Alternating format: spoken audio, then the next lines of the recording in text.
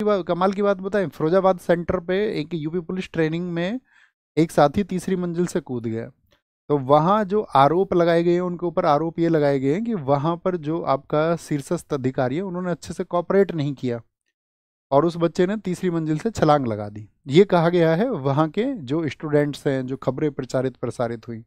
लेकिन उसके कुछ देर बाद ही आपका गोरखपुर में जो गर्ल्स का ये इंसिडेंट था, ये वायरल होता है, ये घटना होती है। तो आपने एक चीज़ देखी, जो फिरोजाबाद वाली चीज़ है उसको थोड़ा दबा दिया गया। सब जगह शेयर ज़्यादातर वो लड़कियों वाली वीडियो हुई, जो लड़का अपनी जान दे चुका है ऊपर कूद करके, जो मर गया, उसकी खबर आपने देखी? क्या वो प्रचारित प्रसारित हो रही है उतनी बड़े स्तर पे? आप कहेंगे नहीं भैया। तो बहुत सारी चीज़ों में आ, हम क्या कह सकते हैं, मतलब सुधार की आवश्यकता है, इतना कह सकते हैं। और उम्मीद कर सकते हैं कि सरकारें ध्यान दें उन सब एक चीज़ों पर। ऐसा नहीं है, हम ये भी नहीं कह सकते कि भाई किसी एक सरकार पर हम प्रश्न चिन्ह लगा दें। सभी सरकारों में अक्सर अमूमन ऐसा ही होता है ना? तो सभी सरकारों को ही ध्यान देना चाहिए कि यार कुछ गड़बड़ी ना हो, गड़बड़ नहीं होनी चाहिए। बहुत सपने होते हैं यंग एज में, जब हम जवान होते हैं तो हम हर रोज घुट रहे होते हैं, हर रोज। जब तक आप कामयाब नहीं है तब तक आप हर रोज घुटोगे, हम भी घुटे हैं।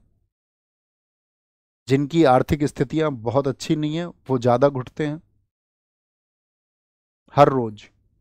और फिर उनको कोई सफलता मिलती है तो वो टिकनी चाहिए यार, वो उनको महसूस होनी चाहिए सफलता, कि हाँ हमने उसको प्राप्त किया, उसके सहारे वो ईज पर चले, आसानी पर। ऐसा नहीं कि उनकी ज़िंदगी को, मैं मतलब, मैं निजी वार्तालाप होते हैं मेरे बहुत सारे स्टूडेंट से, कह रहा भैया खाने को नहीं मिल रहा है, बड़ा शौक था इस नौकरी को करने का, आर्म्ड फोर्सेस में है, कह रहे लगातार काम कराए जा रहे हैं भैया, काम कराए जा रहे हैं, ना खाने देते ना पढ़ने देते हैं।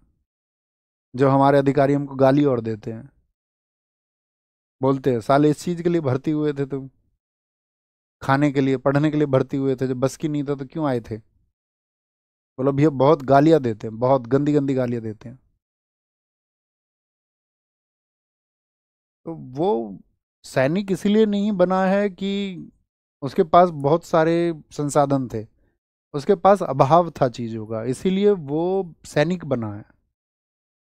उसके पास संसाधन होते तो वो भी अमीरों के घर के बच्चों की तरह, वो भी 8-10 साल पढ़ाई करता दिल्ली विल्ली या एसी वेसी के कमरे में बैठ के, यूपीएससी। यूपीएससी उसका नहीं निकलता तो फिर आपका पीसीएस के लिए तैयारी करने लगता, 40 की एज तक नहीं होता तो कुछ भी, तो फिर बिजनेस कर लेता, घर का बिजनेस ज्वाइन कर लेता। उसके पास नहीं है वो चीज़ें, सही में नहीं है।